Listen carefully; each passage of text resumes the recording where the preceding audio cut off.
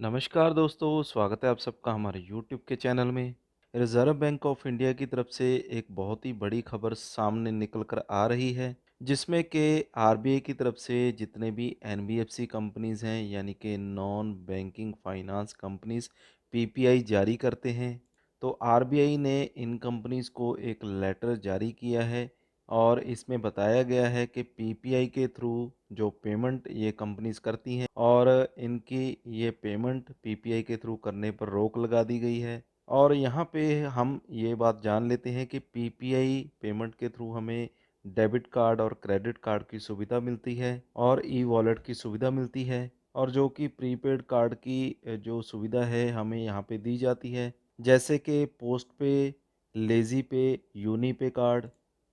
और ये सभी कंपनीज़ आपको पीपीआई सर्विसेज देती हैं। और अगर हम वॉलेट की बात करें तो पेटीएम हो गया, अमेज़न हो गया, फ़ोनपे हो गया और ये सभी पीपीआई वॉलेट्स में आ जाते हैं। रिज़र्व बैंक ऑफ इंडिया की तरफ से ये कहा जा रहा है कि पिछली दफ़ा उन्होंने यहाँ पे अलाउ किया था और यहाँ पे इन्होंने पेमेंट लोड करने की जो अनुमति है वो दी थी, जिसमें क्रेडिट कार्ड, डेबिट कार्ड और ई वॉलेट। और यहाँ पर आरबीआई के थ्रू देखा जा रहा है कि यहाँ पे बहुत सारी गैर वित्तीय कंपनीज़ जिनको अनुमति नहीं दी गई है, वो भी इन सुविधाओं का जो फ़ायदा है वो ले रहे हैं और क्रेडिट लाइन अपने कस्टमर्स को प्रोवाइड कर रहे हैं। और यहाँ पे आपको बता दें कि आरबीआई की तरफ से इन पेमेंट्स के ऊपर, पीपीआई सर्विसेज के ऊपर इमीडिएटली रोक लगा दी गई है और बहुत सारी जो कंपनीज़ हैं उन्होंने अपनी सर्विसेज अभी भी नहीं बंद की हैं और अभी भी उन्होंने अपना जो भी वो सर्विसेज देते हैं पीपीआई के थ्रू, उन्होंने अभी तक जारी कर रखी है। और बहुत सारी कंपनीज़ ऐसी भी हैं जिन्होंने दिशा निर्देश मिलते ही इन सारी सर्विसेज के ऊपर रोक लगा दी है। और आरबीआई की तरफ से ये गाइडलाइन जारी की गई है कि अगर इस जो भी उन्होंने दिशा निर्देश दिए हैं, अगर उस पे अमल नहीं किया जाता, तो उनकी तरफ से जो पेनल्टी है वो भी कंपनीज़ को लगाई जा सकती है। और अगर हम यहाँ पे इस चीज़ को आसानी से समझने की कोशिश करें, आप सभी ने कभी न कभी बाय नाउ पे लेटर की ऑप्शन का यूज़ ज़रूर किया होगा और अगर नहीं भी किया तो कहीं न कहीं आपने सुना ज़रूर होगा। जिसमें होता ये है कि अभी आप इस्तेमाल कर सकते हैं, यानी कि पेमेंट को इस्तेमाल कर सकते हैं और बाद में उसका भुगतान कर सकते हैं। और जो लिमिट आपको यहाँ पे प्रोवाइड की जाती है वो as a credit line limit provide की जाती है। और काफ़ी सारी जो कंपनी जैसे कि पोस्टपे हो गया, यूनीपे, स्लाइस कार्ड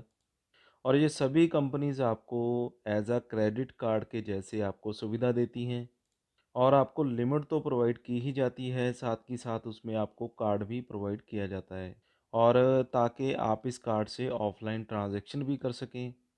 और यहाँ पे प्रीपेड लाइन क्रेडिट के थ्रू जो पेमेंट लोड किया जाता था और इसको लेकर आरबीआई को कंप्लेंट मिला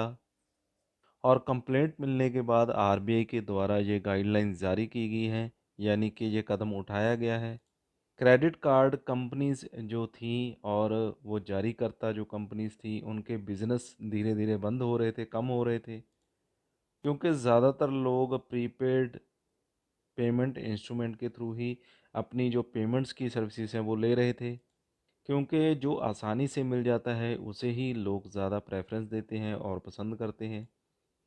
और इसमें ज़्यादा कुछ डॉक्यूमेंटेशन नहीं होती थी, सिर्फ़ आधार कार्ड, पैन कार्ड और सेल्फ़ी देने से ही आपको ये अप्रूवल मिल जाती थी। और बैंकों में ऐसा होता है कि आपसे आपका इनकम प्रूफ़ लिया जाता है और उसे वेरीफ़ाई भी किया जाता है। यानी कि बैंक जब तक सुनिश्चित ना कर ले कि जो भी क्रेडिट लाइन या जो भी क्रेडिट लिमिट आपको दी जाएगी, उसे आप वापस करने के योग्य हैं, तो ही आपको क्रेडिट कार्ड दिया जाता था, अदरवाइज़ आपको क्रेडिट कार्ड नहीं दिया जाता। और इसी तरह से पीपीआई जो पेमेंट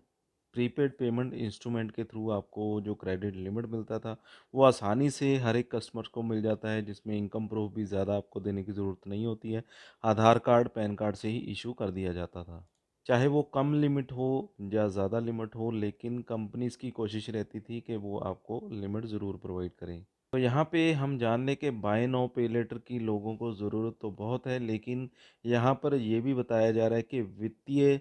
आधार पर इसे खतरा भी माना जा रहा है और जो रीपेमेंट नहीं कर पाते थे उन कस्टमर्स के साथ दुर्व्यवहार भी किया जाता था। इस चीज़ को लेकर इसकी अनुमति रिज़र्व बैंक ऑफ इंडिया की तरफ से नहीं दी गई थी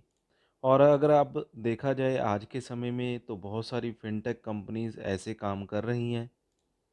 और बहुत सारी जो फ़िनटेक कंपनीज़ हैं वो ऑलरेडी यहाँ पर ये चीज़ें कर पा रही हैं। और हालाँकि अभी देखना बाकी है कि दिशा निर्देश अगले क्या होंगे और यहाँ पर क्लैरिफ़िकेशन भी माँगी जा रही है और यहाँ पर क्या किया जाए और अगला जो बिज़नेस मॉडल है वो कैसा रहेगा, किस तरह से तैयार किया जाएगा और किस तरह से ये कंपनीज़ अपने बिज़नेस को जारी रख पाती हैं, ये देखना भी यहाँ पे शेष रहेगा। और यहाँ पर पूरी तरह से कुछ टर्म एंड कंडीशंस ज़रूर लगाया जाएगा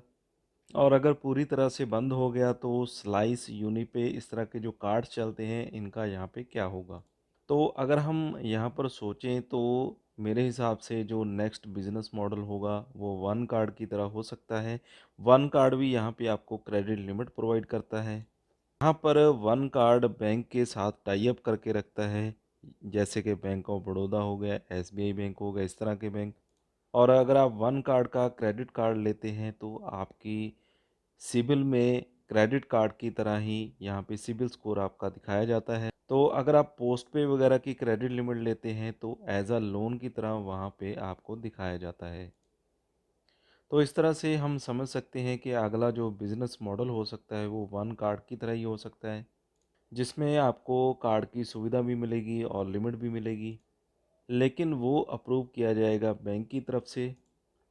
और जो फिनटेक कंपनियां हैं वो धीरे धीरे फिक्स डिपॉजिट की तरफ भी अपने कदम बढ़ा रही हैं,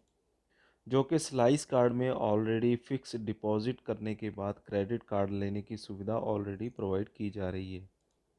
तो वीडियो में मैंने कोशिश की है आपको डिटेल में जानकारी देने की कि आरबीआई की तरफ से बाय नाउ पे लेटर ऑप्शन को बैन क्यों किया गया है इस तरह की कंपनीज़ को। अगर आपको वीडियो अच्छी लगी हो तो वीडियो को लाइक और शेयर ज़रूर करें। अगर आप चैनल पे पहली बार आए हैं तो चैनल को सब्सक्राइब ज़रूर कर लें।